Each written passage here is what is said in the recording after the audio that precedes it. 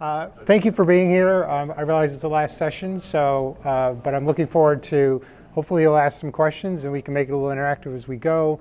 My background, originally computer science and robotics, been working in life science and healthcare now though for over 25 years. I've actually only been in Minnesota for about 18 months. I was in the Bay Area for all that previous time. Oh my gosh, and I touched the cable. And hopefully it comes back. Fingers crossed. If not, this is going to be less interactive. Sorry. Okay, you know, I bet it's probably my computer as opposed to anything else. Fingers crossed, maybe, something, possibly. All right, I've been the CTO or CIO for 3 different companies in the Bay Area, focused in the, one was a software company for pharmaceutical, software and services for pharmaceuticals. One was a diagnostic service company, and the current company is actually a biotech therapeutics company. If you heard of the GSK antibody for COVID, it actually came from our company. And I'm also an advisor to a number of startups. So I'd love to know for who in here is maybe a company founder? A few of you? Oh, okay, a lot of you. All right. How many about people who are also working at a startup? All right. Yep. And people who are maybe interested in working at a startup, haven't done it before. Okay, good. So things I'm going to talk about today, a little bit about funding, about timing, culture, about learning, which I think is one of the most critical things about a company, that you have an opportunity as a startup, about scaling yourself, and making sure that you're at the same time having a life, getting help, and trying to find some balance. And so there are kind of 2 big themes here. One is, how do you make it a great company and a good place to work and good teams? And also then, how do you do that at the same time as making it work for you as an individual? Why did I call it an irrational act? Well, that's interesting. Okay, all right. That's really weird. All of my pictures disappeared. Okay, I spent a long time picking out pictures, but apparently we're not going to have them. Many startups fail for many reasons. I had a graphic here that had a lot of different reasons why they fail. How many of you know what's the kind of the stat on how many startups fail? Does anybody? What's that? A lot. Yeah. It's a scary number, right? If you're already a founder, you really don't want to hear it. So if you go into this saying, well, I'm worried about how many are failing and what's my financial risk here and everything else, it's kind of the wrong place to start from. It's an opportunity to do something different, to learn a lot.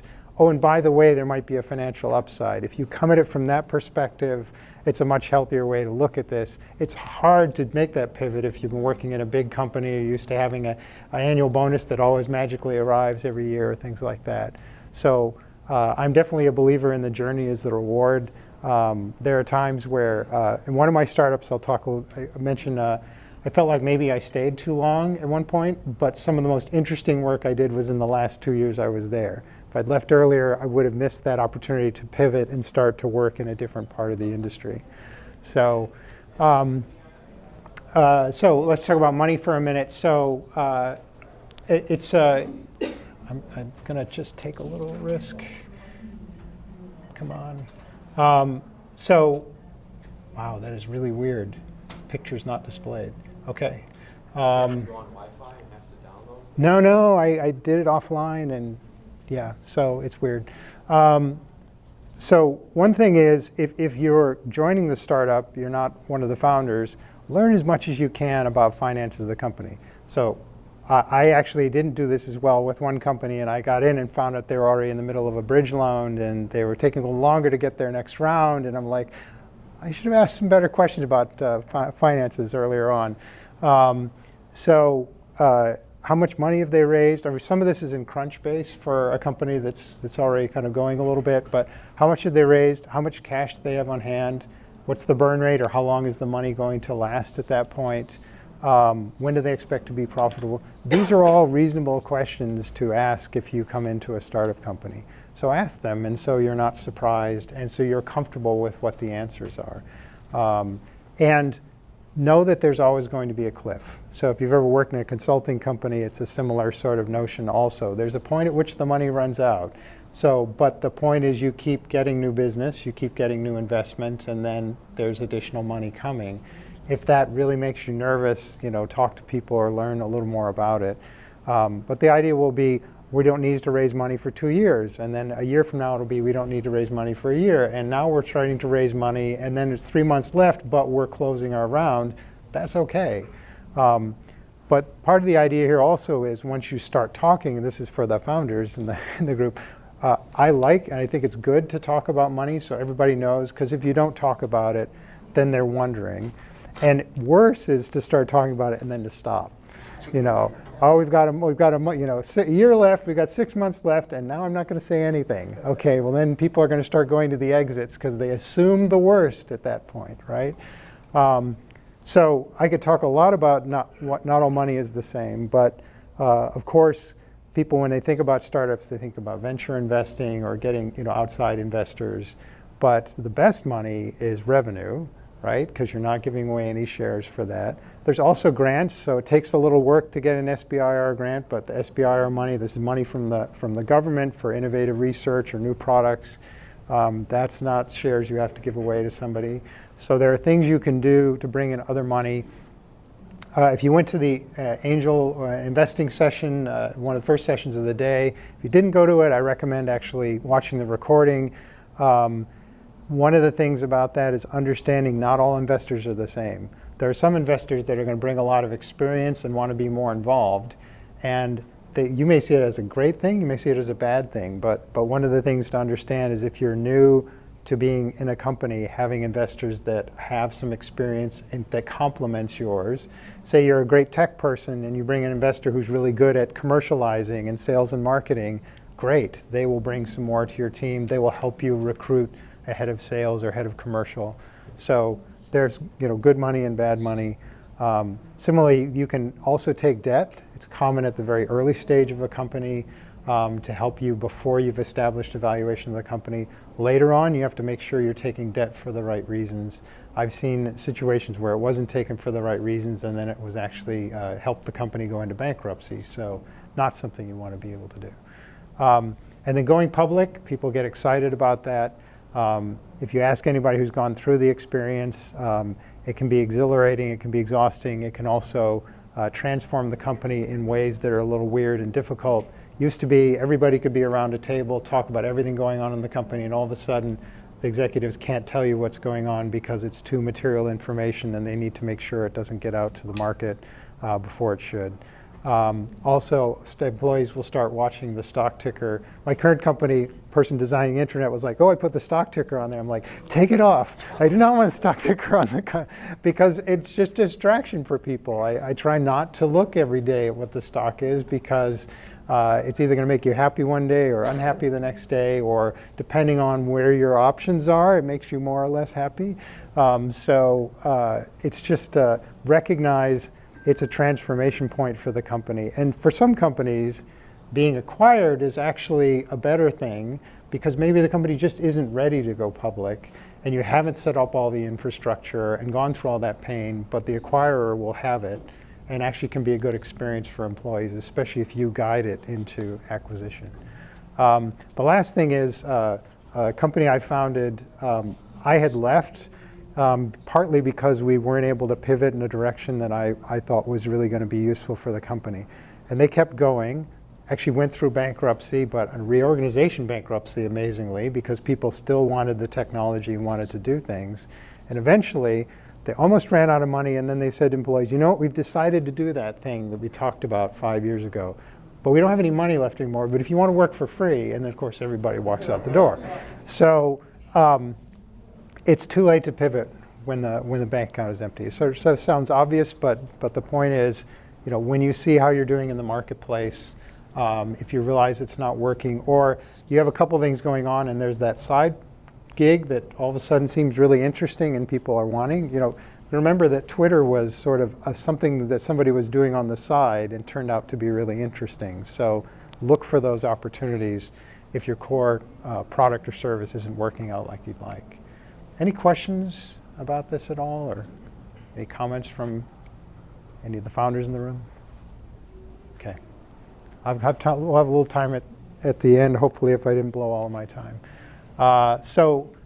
Timing and luck. There should be a roller coaster picture here. Got to have a roller coaster picture at least somewhere in this. It can be very exciting if you have a technology or service that the market has never seen before. I've been in a couple companies now where we were doing something that was brand new, and for the marketplace we were in, it was something that people didn't understand, and so what it means is you are going to spend more time and more money educating the marketplace. The good news is you're first to market. The bad news is you're first to market. So when you go into that doctor's office or you go into that executive's office and say, we want to sell X, they're like, I don't know what this is. I don't know why I would want this. So you're not only having to teach them about your product, you're actually even to teach them about the problem that needs to be solved and why there's technology for it and why you are the people to deliver that. And so that means it could take, instead of a month to sell something, maybe it takes 6 months or a year to sell something to somebody, depending on the complexity and cost. So you have to plan for that. Sometimes it's actually better that somebody has gone into market but maybe not done it poorly, and you can come in and say, now that you've decided you want this, we'll buy our product because we do it better. And of course, technology readiness is another factor as well, right? So maybe the market is ready, but is the technology really ready to scale and go to market? This is easier today. There's a lot more ability to turn on and a lot of fantastic technology development through the cloud and other things that we can all tap into. But it still is going to remain an issue that you may have an idea, but maybe the technology isn't ready for the marketplace. But give it a try, see what you can do. I mentioned about luck. So the half of that is people talk about fortune favors the prepared. So the company I'm at now is an infectious disease company formed back about 2016. And it was at a time when pharma companies were getting out of infectious disease. And actually when I joined, people were like, that seems like an area people are not going into. Why would this be interesting? Now you could say maybe we got lucky in our timing. I hate to say luck around anything related to COVID. It certainly transformed many different things for people. But yeah, we were an infectious disease company at the time when we were an infectious disease company at a time when that's what people needed. However, we raised $600 million in venture money to help fund the company. We acquired a number of companies early on to bring assets into the company, built a team to be able to get things quickly into clinical trials, had some great scientists in infectious disease. So we were definitely on the prepared side of that. It's not like we built a company to be for a pandemic, but nonetheless, there we were in the right place at the right time, but prepared for it. So hopefully, if you can get good funding and get good people, then you can be prepared and be in the right moment for things that will come along. But I've been on the other side of that where we were early to market and the industry wasn't prepared. And so that first company failed, I would say. But on the other hand, when I go to an industry meeting, I meet people who worked at that company that are now in pharma companies all around the world who are doing that work because we pioneered it. So for me, it's still a personal success, even if it wasn't a great financial success for the company. And there may be existential crises. You may be having great luck. If you're having great luck or things are going great, always be checking around because something is going to go awry. It's part of being in a startup. If you're small and you don't have much money, it may be an existential sort of crisis in the sense that maybe it will kill the company. We had one early on in one of ours where one of the first customers we were trying to get came to us and said, "What about this patent?" And it turned out some people we had worked with earlier, actually before we even formed the company, had worked with us using our technology, and then this person went and got a separate set of people and did a patent with them. So this is basically fraud from a patent perspective. But at the moment, in that point in time, we were like, oh my gosh, we won't be able to get this customer. Can we even do this technology? Can we do this company? Once you sort of calm down, talk to some lawyers, and you're like, okay, we'll sue them. Because they were a public company, it was very embarrassing for them, and they quickly gave us a license to the patent, and we were off to the races. And that customer that sort of scared the crap out of us ended up being like our best customer for the whole time I was at the company. So, but it was definitely an existential crisis. Can you speak just a little bit louder, because you're kind of being over-mic'd by that room? Oh, I'm sorry. Okay, I'm a soft talker to begin with, so, and I think they tried to boost the volume over here, so I'll do my best. Just own it. You got it. You got it. So we talk about culture, and a picture I have here is that goes with this one is showing one of my companies. I think all startups I've ever been in seem to have a food culture of some kind.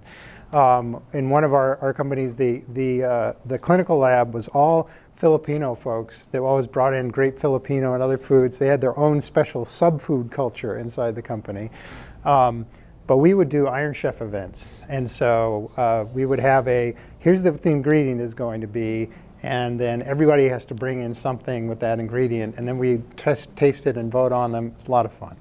I've done other things just doing it around the holidays, but so it's great to think about fun events and whatnot, but really thinking about making a culture that in the end making it a place people want to work, that helps you create great teams because of the kind of people it attracts and the way that they work together is really important. I think a few sort of culture hacks, I might think of them as, one is it depends on the nature of your business, but trying to have a mission-driven culture.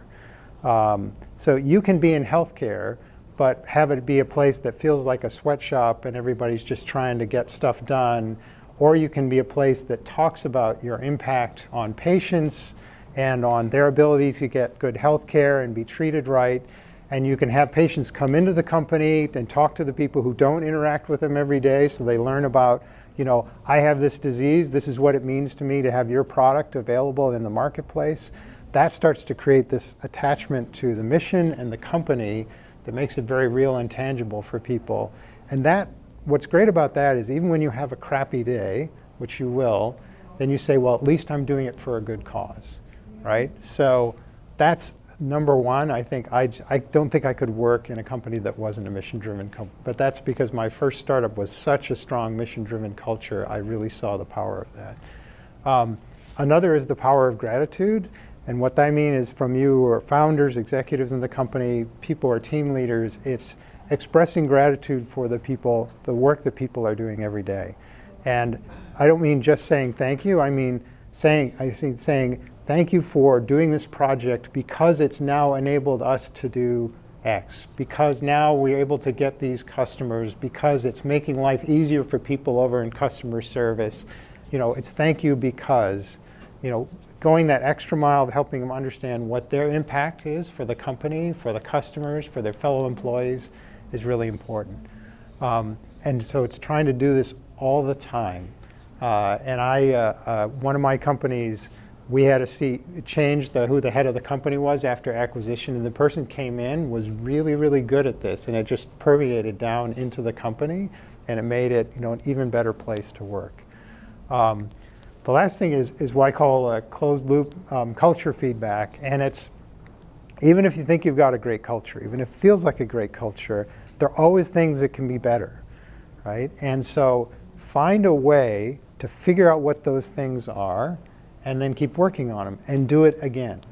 And so one of my first companies, actually the first company I worked for when I went to the Bay Area was a consulting firm, and they had a process that once a year they would invite people to come into a session, and they had facilitators who were trained to do this, and it was basically a gripe session. It was like, this is broken, and I don't like this, and so they would gather all of that, and then they'd sort of organize it across all these sessions, and then they would go to the partners in the consulting company and say, here's the feedback we got. And then they would then say, okay, here's a set of initiatives that we're going to do for this next year, and they would publicize that, and we'd work on that. And then the next year, the same process repeated again. So I thought, well, this is great. So another company I went in, we did it through using an employee engagement survey once a year, get that feedback, This time, though, instead of it being just the executive group, it was a committee made up of people from across the company, more like middle manager folks, sometimes individual contributors, but somebody from every department. So they looked at the feedback. They came up with what they thought the company should be doing. And then they went to the executive team and said, we're proposing these 10 initiatives, 5 initiatives, whatever. And there was, I remember when we did this the first time, the executive said, one of these we can't do. Everything else we can do. And then we made sure there were executive sponsors for all these that made sure that they happened, even if the work was done by other people. So it ended up being a collaboration between that group and the executive group in the company. And it really made a big difference in terms of how, and how well. So doing this and make sure it's happening over and over again. So when I've seen that happen, it really creates, again, it's part of, it connects back to the, we're trying to make a great place to work. Culture's always there. One company when I joined, I felt like, well, this place doesn't have a culture, because it just felt, but I realized it had a culture, but it was sort of absence of kind of doing things that connected people, and you were just getting your work done. That was the culture. Fortunately, we worked to transform that culture, but there's always going to be something there. So if you're not intentional about creating it, if you don't make it a part of, if I was starting a company today, it would be one of the top things on my list would be what would be the culture that we want to have. The founding team should talk about it. As employees join, you should get there. You should both educate them about it, but then also get their input and let it evolve as the team evolves. And I guess that's the last part is if you're not a founder, but you're someone joining a company or you're on early stage, then be part of that culture committee or volunteer if there's not one and you see there should be one. Say, hey, could we create one? And I would love to be on it. Right? So any questions or comments about culture? Let's see. So learning, I think, as I said, I think this is one of the most critical things that you can get out of being in a startup company. Certainly any of your founders are already being stretched in this way, but startups can offer the ability to have a broader role. I've had, in the companies I've been in, I've hired people in to do a job that's like this, and they have this experience. And it's just because I'm giving them a broader role than they've had before. They're coming from a larger company where they had a narrower role, and it's a great opportunity for them to learn. You can also potentially be employee one in your function, and the expectation is you will grow that function, you will hire people, maybe you do it for a little while and add people, or maybe you're the number one lieutenant on the team when a manager comes in, but nonetheless, there's an opportunity to be part of growing this. I'll talk a little bit about challenges that go along with this, but I think the most important thing to understand is if you are doing something that's broader than what you've done before, you've never been a CEO or a founder, you've never been, well, I did this one part of IT, but now I'm running the whole IT department, or I've been a developer and now all of a sudden I'm running a department and I have tests reporting to me and I've never done QA before. You are necessarily going to suck at it first, right? Because you're suddenly having to do something you have not done before. And so the picture that should be here is you're here, right? And you need to now, sorry, I'll have to do it backwards. So anyway, you're here and you need to go down in terms of your competence to get up to this new level. And when I joined the company I'm at now, I was talking to people who've been through this training with me before, and they said, how are you doing in a new company? I said, I'm deep in the pit of success. They knew exactly what I meant because they had been through this. Why I say this is so important, you sort of say, yeah, I get it, but it's important to know it's natural. It is part of being in a job like this. You're going to feel uncomfortable. If you know about imposter syndrome, you'll start to feel imposter syndrome sort of creeping in on you. Just know it's natural. And so it's okay to ask for help. It's okay to talk to your boss and say, you know what, I'm struggling a little bit with learning here, but I'm trying to get training and trying to hire people. I mean, that's the other part of it is hire, you don't know QA, great. Hire a fantastic person who's the head of QA to report to you and have them teach you about QA, right? Say, I don't know this function, so I need you to do it. And by the way, I'd like you to teach me about it also. So asking for help is an awesome thing to do. So part of the idea of the learning is, again, if it's not a great financial outcome for the company, at least you will have learned a ton. And now, guess what? Well, my company failed, but now I'm a software engineering manager who knows QA. I wasn't that before, right? And I can take that into my next company. Scaling yourself. So this is really important. And I'll tell you, this is one of my current company. When I joined, there were 75 people in the company. There was nobody head of IT. There was 1.5 consultants coming in. I actually didn't join to run IT. I joined to set up a data science group. And at the last minute, they're like, oh, by the way, would you run IT also? And so I said, sure, I can do that. And next thing you come in, and of course, people are coming at me with, oh, this is broken, and you need to do this, and we should switch off of Dropbox, and we should do, and there are all these things that people wanted to do. So immediately, I'm in the swamp fighting the alligators, right? And the proverbial, and there's for a period of time, you're just doing that, and then all of a sudden you're like, wait a minute, I wasn't supposed to be the IT person. I was supposed to, run IT. I have to hire people to do this, right? So you're naturally going to get sucked in, but you have to scale yourself and the function that you're in. And this is, by the way, if you're joining a startup, it's really important to know this. Am I supposed to be I'm going to be the person doing this, or am I supposed to grow this function? I heard somebody earlier today talking about that they were offered a job, but it sounded like a job was a whole team of people. Well, that's a good conversation to have. So this sounds like a really broad, big job. What's the plan to hire more people here, or how am I supposed to help with that? So in the end, to really succeed, you're going to have to work yourself out of that tactical job. If you're a founder, right, you're being the head of finance and you're the head of HR and you're this, head of all these different functions, but of course you need to hire for those functions over time, and you have to decide which ones and in what order in order to fill out your team. My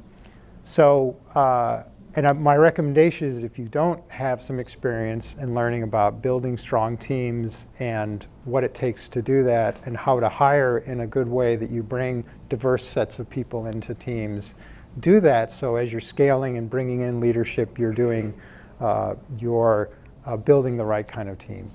I say this because I have definitely discovered that when I had teams that had more diversity on them, they were much better teams, more open conversation. We understood the customer better. So be thoughtful about the kind of people you're bringing in as well. So the other part of when we're thinking about ourselves is having a life and taking care of yourself. So one of the things here is start taking care of yourself from the very beginning if you're going to go into something where it's a startup or it's something else where you're going to be taking on a lot of responsibility, something where you feel like you might be in over your head. Try and plan ahead for that about how am I going to carve time for myself. I had a rule, even working through all these different things, that one of my rules was dinner with my family. So if I wasn't traveling, then I was trying to be at home and have dinner with my kids. So if I couldn't experience everything in the world, at least we were all around the table together once.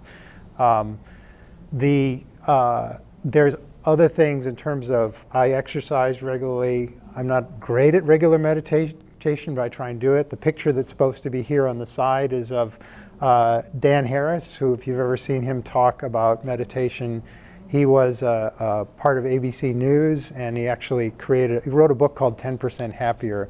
But he's very into, I don't like doing this with my crossing my legs, I can't do that. The picture I have is of him sitting in the middle of Times Square, just sitting in a chair with his hands like this. Meditation doesn't have to be exotic. You can do it just about anywhere. It's more about trying to start to help calm your brain for all the frenetic things that are going on inside and outside of you, right? So if you don't do that, learn a little bit about it. But eating while sleeping, all these things. I realize you're saying, where do I find time for all of these? The idea is, by doing these things, you'll do the rest of your work better, right? By taking a half an hour of exercise in the morning, I'm able to basically be more on it for the rest of the day and be able to be more connected with the work that I need to get done. So finding time to regenerate, that's my fancy way of saying take vacation, right? If you're like, I've got to work 7 days a week, try and find a slice in the week when you're not working, so that you can connect with family, get out in nature, something else. I know it's really hard. I've been in those shoes before, and that's really hard to do, but finding that time is really important. And then, I think the one thing is, if you are trying to do this in part for the financial gain, if you did take a cut and pay at the beginning in order for more stock and whatnot, then after you've vested that stock, are you getting additional shares in the company or other things, or is your compensation at a place where you're comfortable? If it's not, then is your learning still working out, and you're learning and trying to. I had one job where I stayed a long time and I kept doing new things that were interesting to me, so it made it worth it for me to stay. But if not, the startup game to some extent is about multiple shots on goal.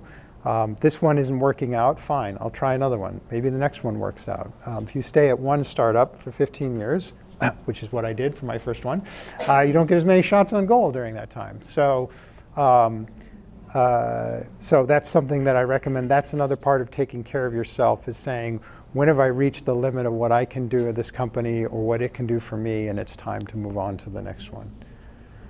And then I think engaging the community is another part of this as well. And I've hinted a little bit about this. So great, you're here today. The folks who are here are already engaging in the community, which I think is fantastic. But if it's something, as you're working kind of through all the things you're trying to do day to day, ask for help. So I belong to multiple actual peer groups where we get together once a month, and in those live opportunities, I get to talk to people and share problems and ideas. I also get to do it through, usually there's online communities that complement them. Find what that peer sort of thing is for you, whether it's going to, if you're data engineer, finding a meetup or two that you like to go to once a month that you get to talk with your peers, whether it's as you're a founder, finding a founder or CEO group that really works for you. A lot of times investors may have roundtables for their CEOs. Take advantage of those things. It's okay to say, I don't know how to do this, or I've got this problem in my company I'm struggling with. Asking for help is just really important. I can tell you something I didn't necessarily do very well earlier on in my career, and I'm much better at doing today, and much better at saying, when my first startup, I was like, everything's fine, everything's great. That was always what I was telling people. Oh, how's your start? Oh, everything's great. I felt like I couldn't talk about what was going on. I don't have that problem anymore.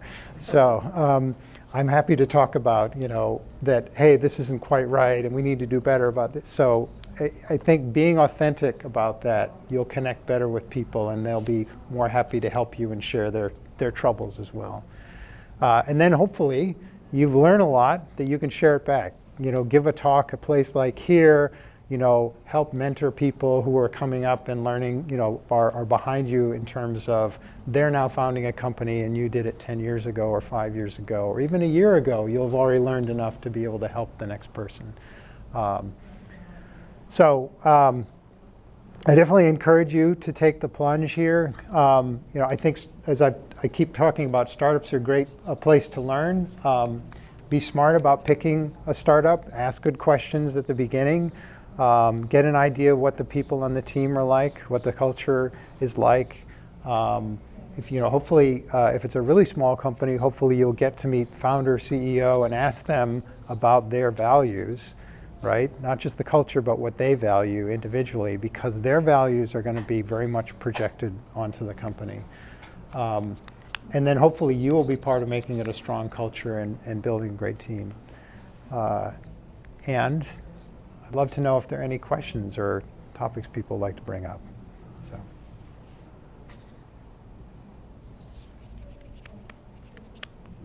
Yes, please. You've come from the Bay Area to here and been here for 18 months. Right. I'm curious what brought you here. What are 3 lessons that you wish that you could bring from the Bay Area and have them infused here? And what are 3 gifts that we have here that we might not appreciate? Okay, wow, that's awesome. So I came here.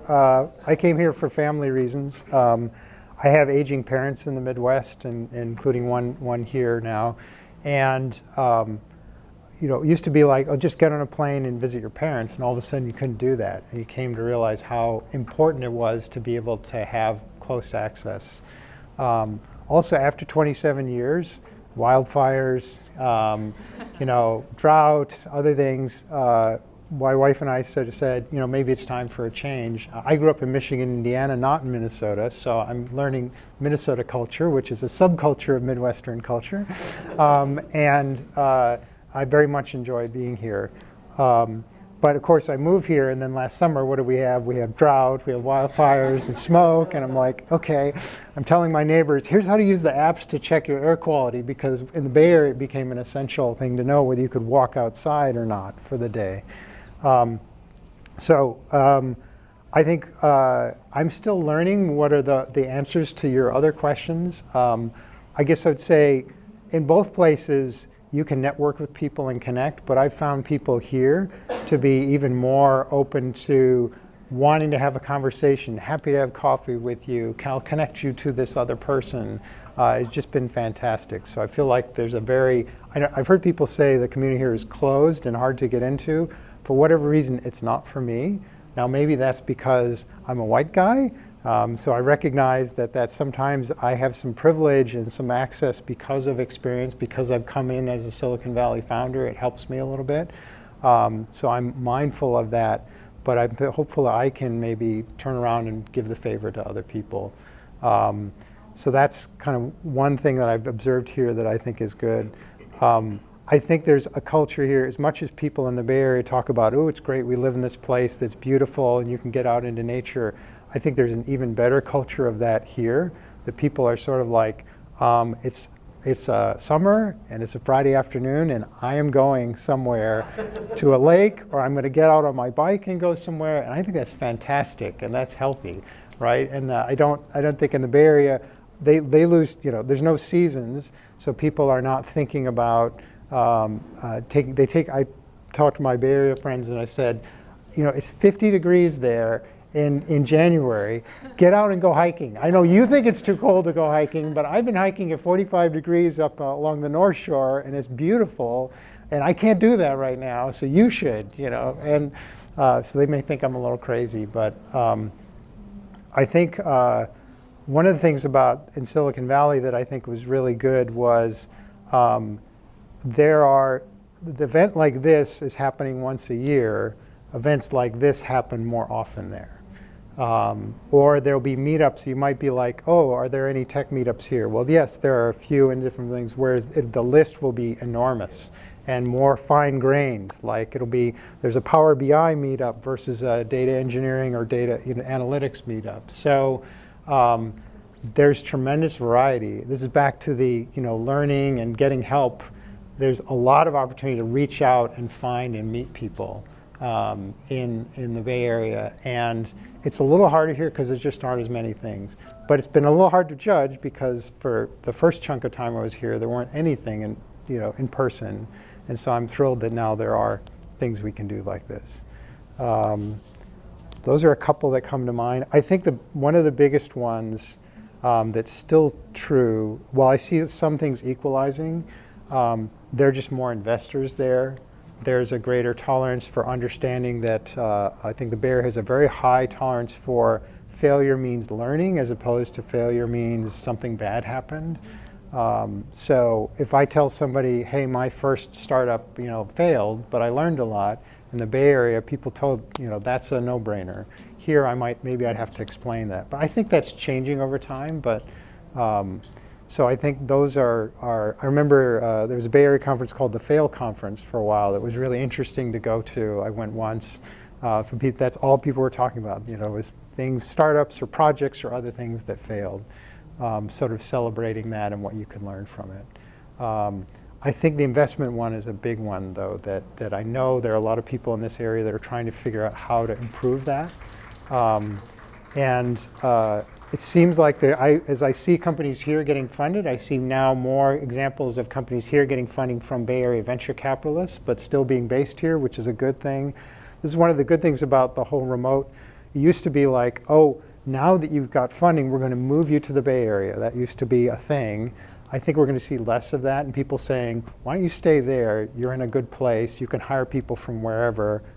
Don't feel the need to move. And that I think is super beneficial to the economy here of not pulling founders out and planting them in the Bay Area. Well, investors like it because it's cheaper. Well, right. So although it used to be cheaper, I mean, I think what's happening now is I would say we're at the early stage of effectively creating, at least for tech, a national talent market instead of regional or local talent markets. And so we'll see what happens. But what people here, I'm actually, it's interesting because I've been in CIO group here and a CIO group in the Bay Area at the same time. And the people here are a little frustrated because people are getting poached or whatnot. But now they can hire a data science person in the Bay Area without moving them, which might have not been possible. But the people in the Bay Area are also seeing that folks are moving out and that they're trying to find people wherever they can. So everybody, to some extent, has the same problem. But yeah, we'll see how it, I'm making my fearless prediction, right? That it's a national talent market for tech. We'll see how it shakes out. That's right. Yes? You spoke about what investors should look for in a company to invest in. Yeah. But what are some things for companies who are looking for investors to look for in a potential investor? What are some check boxes? How can this investor help me? Are there some important questions to ask? Yeah. Well, first of all, a lot of investor groups will have a different sort of focus areas, and some will be super broad. I think it's knowing, do they have expertise in your area so they understand your company and your business?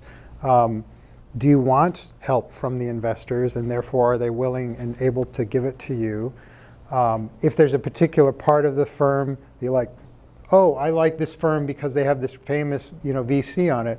Well, just having the famous VC is important. Do you want them on their board? Are they, if they give you money, they're going to be willing to put that person on your board?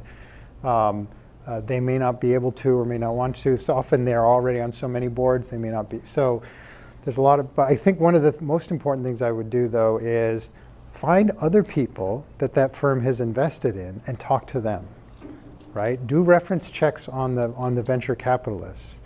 Are they, are people who've gotten their money happy with them? Are they happy with the people that are on the board? Or are they, kind of meddling and over-controlling and doing other things that are difficult? Because I've heard of stories of investors doing that too, and people wishing they hadn't taken money from that. Or make sure other investors are okay co-investing with this group, because sometimes they don't get along with one another. I've heard of investors who get a bad reputation and now other people don't want to co-invest with them. So it's good to do a little diligence on that.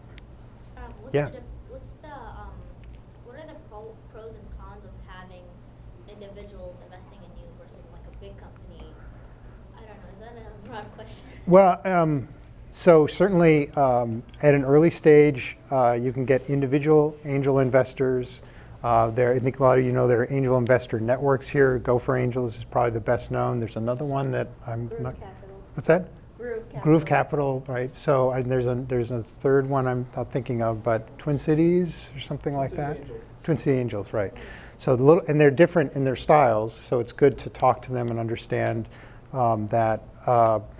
But that can be a reasonable way. The talk this morning was really good because he talked about the fact that a lot of times angels will want to invest in you if they know your business or some of people in the network, and then they're going to want to help. They're going to want to connect you with other people, help you find people to hire into your group, et cetera. You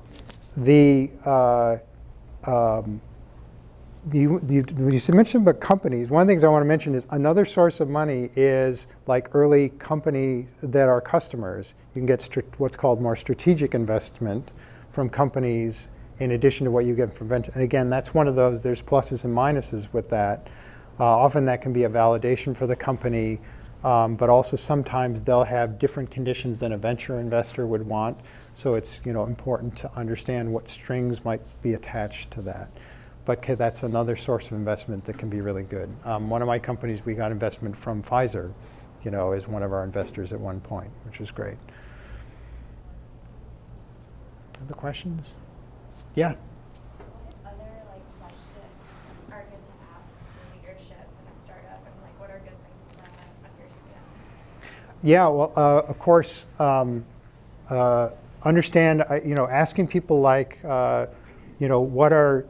what values do you want to see in the company? What's your culture like? Ask everybody what the culture is like, especially people not the leadership, but the people actually working there. I would say, try and understand their vision for the product or the company. When, and like I said, timing is really important. So when do they expect to come to market? Do they have any customers yet? Guess what? A lot of these questions are questions that investors would be asking too. You are going to be an investor. If you're going to have options or shares, you're an investor too. So ask investor questions, right? Then I guess say those are perfectly reasonable things to ask, and you can sprinkle them in as you go through a series of interviews to try and get a good picture of it. I'm trying to think. Anybody other suggestions of what questions somebody should ask for a startup company? I think understanding a little bit how fast they're planning to grow in terms of people, so that you get an idea. Is this like I say, it's going to be a 10-person company, and next year it's going to be a 15-person company, which may be fine, or is it going to be like my company that I'm at now? It kept being, well, we're going to grow X amount this year, but we're not going to be next year. And of course, we kept growing faster. So we went from 75 to 500 people over the course of 4 years.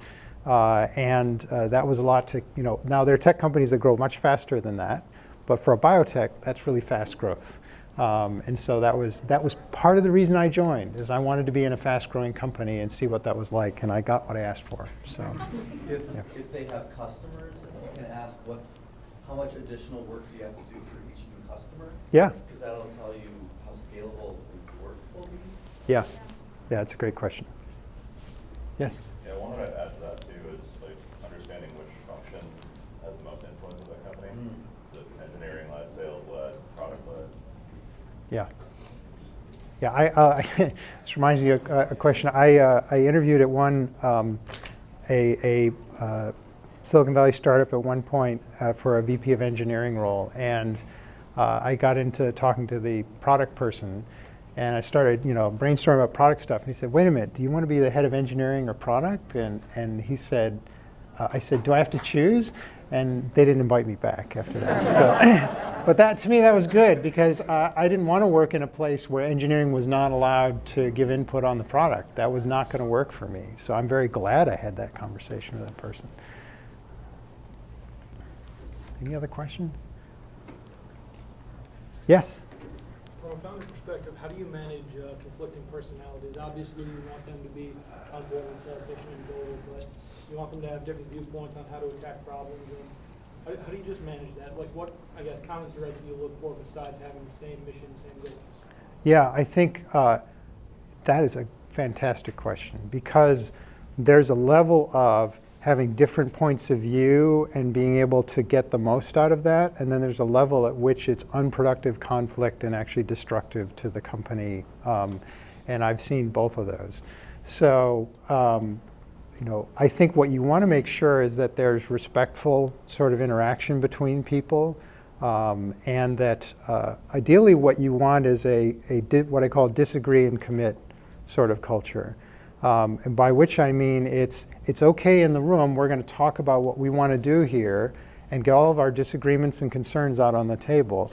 And then when we're done, we're all going to say, this is the decision, and maybe I, as the founder, CEO, make the final decision, and then everybody around the table needs to be committed to that. And when you leave the room, what those people need to tell people is, we're going to do X, and here's why. Now, if they go to their teams and say, I thought we should do something else, but that is really, really bad for the company. I was in a company where we had leaders that did that, and those people ended up leaving, and it was much better after that. That's most big companies. Right. So it's terrible, and yes, it happens. But it took a while because all the people that worked in the organization under the person who did that still had that, everybody else is an idiot kind of mentality. And it took a while to both, some people left and some people sort of figured out maybe it actually wasn't as bad as this person was saying it was. That's a complicated issue because Zuckerberg also loves disagreeing. Right. And as the majority shareholder, he gets to drive the entire society off a cliff with that philosophy. Right? Yeah. So it's just difficult. It's a difficult issue. Yeah, so I think you have to watch for those kind of signs, right? Do you feel like you see that people have a respectful disagreement, but then they're able to sit down and have lunch and laugh together? Or do these two people never want to be in the same room with one another? Or do you hear that they're going out of the room and saying bad things about the other person? Then you can have a few conversations and see if you can correct it. And if you can't, then you move on. That's one of the things is, I don't know if you've ever, there's a book, so for those of you at all in tech or science, in software engineering, there's a notion a number of years back came design patterns. And then there was a really interesting book called Anti-Patterns. And some of the anti-patterns were people patterns. And one of them in there is called a corn cob, if I'm remembering correctly. And it's about having a person in your company that's a really negative influence. And they always say everything management does is bad. And it becomes this kind of, it's like having a poison in the ground that sort of spreads and starts killing off everything. And I've had that person in a team before. And they actually caused multiple long-lasting people to sort of have a different perspective on the company that lasted for years.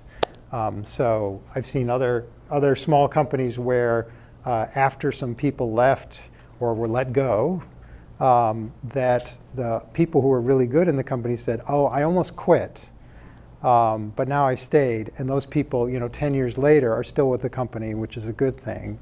But they might have been gone, and so this is something that people really struggle with. It's like if somebody's not working out, or if they're doing things that are really against the company, I don't care how smart they are or how much they're the great wizard. They're bad for the culture of the company, and it's time to move on. So, but it's really hard to do in the moment. I can tell you that.